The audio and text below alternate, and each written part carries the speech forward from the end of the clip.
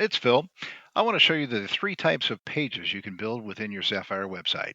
First is what we call a dynamic page. A dynamic page makes up much of your website. It's pages like this, your hours and directions, or maybe a season lineup for all the concerts you have coming in, possibly a history page, or floor plans and layouts. Any of these pages include a variety of content modules which you can bring in, a variety of layouts as far as how the columns are set up, and you can always go in and change these at any time you like, which is why we call them dynamic pages. They're not intended to be built at once, leave it, forget about it, and never come back to it. It's a build it today and come back to it when you need to update that information or change the information entirely or just rearrange the layout for that matter. It's totally dynamic. You control it. You get to do with it as you wish. Let's take a look at the backside of this floor plans and layouts page. I'll jump into Spark.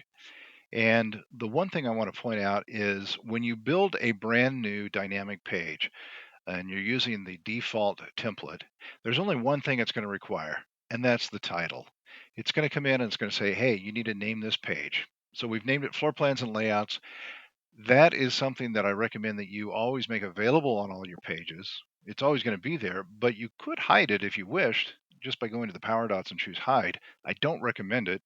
The title is important for your site SEO. It makes it easier for your search engines to find the content on that particular page. So I recommend always keeping the title. Um, Other than the title, it's going to show up as a blank page. Now, all the information that you're seeing on this page was brought in as individual content modules. A bunch of text gallery modules to bring in some text and bring in some images, a forms module over here to bring in a request form, and there's several different types of content modules. In fact, there's over a dozen that you have to choose from. These are covered in other videos, but it gives you tremendous flexibility. You can stack different sections together. You can control whether they're one, two, or three column sections, and you can combine those with all of the content modules to come up with as creative a layout as you possibly can. So that's your dynamic page. Next up is what we call an event page. Event pages also make up a large part of your website, more than likely. You have a event calendar on your website that looks something like this.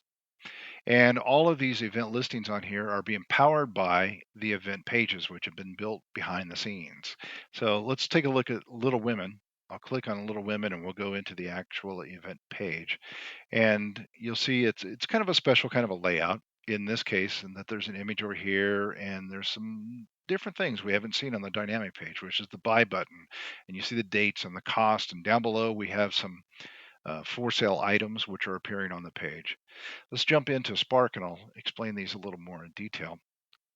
This title module is different from a dynamic page in that an event page is always going to require a date or a date range, and that's what's showing up here.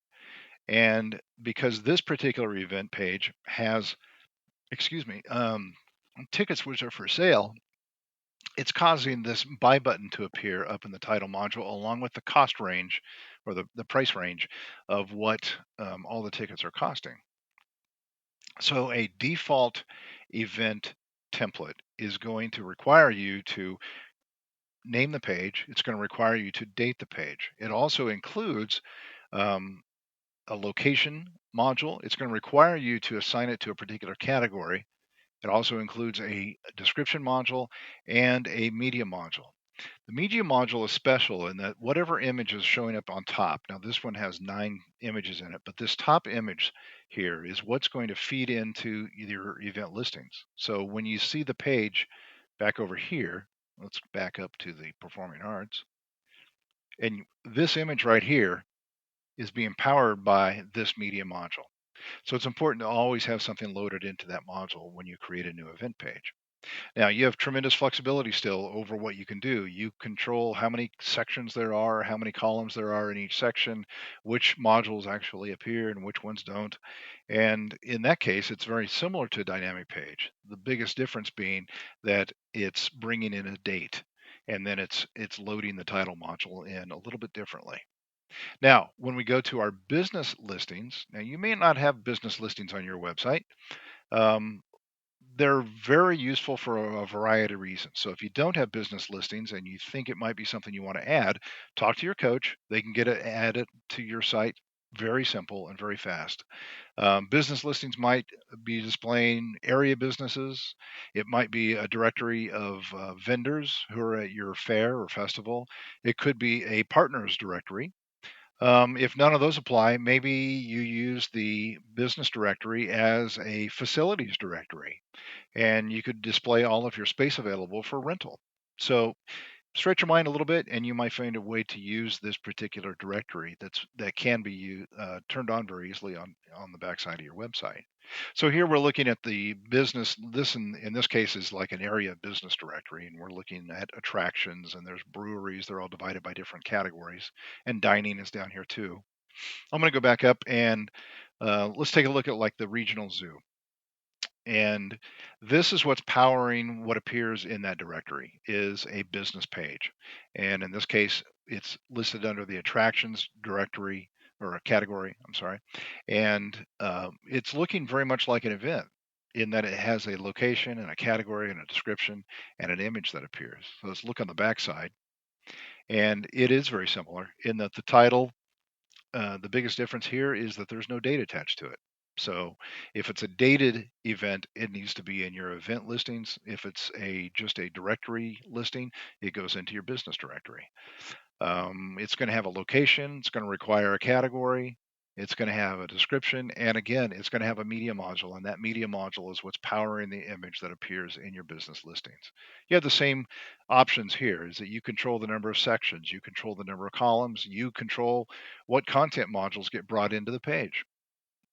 So the three different page types, the dynamic page, the event page, and the business page, probably have more in common than they are different, but they each one have slightly different superpowers. So to add these to your website, you're going to go to sitemap and then you choose whatever section you want a new page added to. Let's say it's an about, and then look for add a new page. Or I can go to click on sitemap and it takes me to the sitemap dashboard, as we call it, and you'll see each section in a blue bar, and at the bottom of each one is an add new page option. So if I scroll down, you'll see those appear under each one of the sections. As far as adding a new event page, I can go to events and the drop down, I can go to add a new event, or I can click on events, takes me to the events dashboard, and there's an add event option at the top of the dashboard. Businesses is just like that. I can add a new business here, or I can go to the business dashboard and add a business this way. Probably the one thing I want you to keep in mind in keeping the different types of pages separated in your mind is if what you're trying to display has a date attached to it, you need to build it in your events listings. Okay, that way it will show up in your calendar on your website.